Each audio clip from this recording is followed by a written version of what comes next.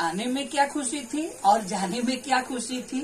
तो आने पर ये खुशी थी कि उनके इकलौते लड़के बहुत बड़े शहर के स्कूल में पढ़ते थे और उस स्कूल का नियम था कि हर वर्ष ड्रेस चेंज हो जाता था, तो वो पुराने वाले पैंट शर्ट मिल जाते थे।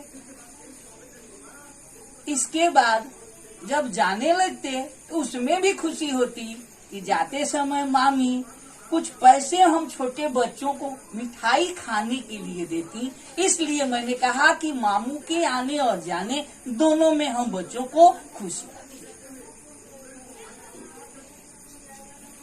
लेकिन होता क्या कि मामू के आ जाने पर उनके इकलौते लड़के का मान सम्मान बढ़ जाता और हम लोगों के मान सम्मान में नानी कुछ कमी कर देती। थोड़ी ये परेशानी आती थी और नानी को कहने में बड़ा अच्छा लगता था पास पड़ोस के लोगों में कि मेरा पोता बहुत बड़े स्कूल में पढ़ता है।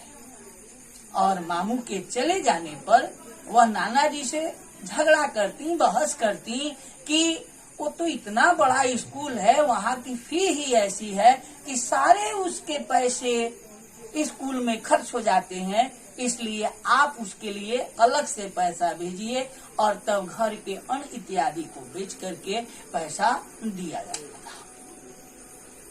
कहानी आगे बढ़ता है। इस क्रम में जब नानी मामा के इकलौते लड़के के लिए कुछ खाना विशेष बनाती और हम लोग उस समय हम बच्चे थे, मेरा धौरी काम नहीं करता, मैं मांग बैठता तो मेरी नानी उस समय थोड़ी बिफर जाती। थोड़ा भी धैर्य नहीं है तुमको? अरे वो क्या खाता है, कहाँ खाता है, कितने दिनों पर तो आता है, तुम लोग तो रोज खाते हो, फिर भी हद कर देते हो भाई। ये बातें भी हम लोगों को सुनने को मिलती थी। एक समय आया, हम लोगों का तो मान सम्मान साधारण रहा, हम सब इसलिए कि हमेशा नानी के साथ रहे। लेकिन जो परिवार से दूर होता है, जो परिवार का सदस्य दूर होता है परिवार से, उसके प्रति लोगों का स्नेह भाव ज्यादा होता है। कहानी के शीर्षक की सफलता और सार्थकता यही छिपी है कि स्नेह किसके प्रति कब बढ़ जाता है। तो परिवार का ही एक सदस्य जो दूर दराज चला जाता है, वह बहुत कम घर पर आता है, कुछ समय के लिए आता है, तो उसके प्रति लोगों का स्नेह भाव क्या होता है, ज्यादा बढ़ जाता है। यद्यपि वो मेरे नाना जी का घर था, मुझे वहाँ कम जाना चाहिए, लेकिन परिस्थिति ऐसी हो गई कि वहाँ रहना पड़ा, जीवन यापन करना पड़ा, इसलिए हम लोग के मान सम्मान में कुछ कमी रह गई। लेकिन कहानी को अब यहाँ लेखक ने थोड़ा अलग से मोड़ा है। हम कुछ पंक्तियों को देखते हैं।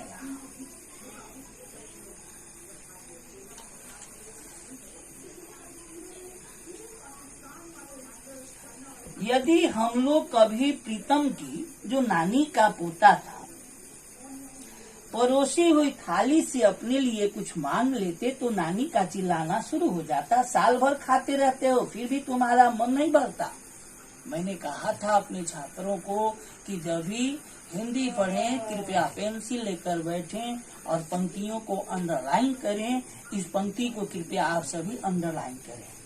यह बेचारा तो कुछ खाता ही नहीं है, कितनी मेहनत करके इन चीजों को इकट्ठा करके लाई हूँ, थोड़ी देर शहर में ठहर नहीं सकती? इतना तक को रेखांकित करें। इतना सुनते ही माँ के हाथों की बौछारें हमारी पीठ के ऊपर पड़ने लगती। माँ बेचारी क्या करती, वो विवश और लाचार थी, हम भी तो छोटे बच्चे थे। मेरे भी मन में अगर कुछ ऐसा होता तो हम भी गम खा जाते, चुप रह जाते। इन्हीं छोटी छोटी मुश्किलों का सामना करते हुए गर्मी की छुट्टियां खत्म हो जाती। मामा जी भी अपने परिवार सहित कार में बैठकर शहर की ओर लौट जाते। जाते वक्त मामी मिठाई खरीदने के लिए हम लोगों को पैसे देती।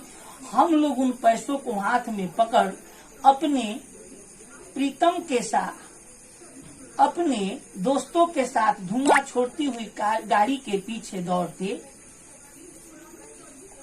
समय के साथ साथ यह वार्षिक क्रम भी धीरे धीरे बदलने लगा। समय के साथ सब कुछ बदल जाता है। हम भी कुछ बड़े हो गए थे। एक समय आया जब मामा का लड़का पढ़ लिख कर अच्छा व्यक्ति बनकर विदेश चला गया। मैं भी कुछ बड़ा हो गया था।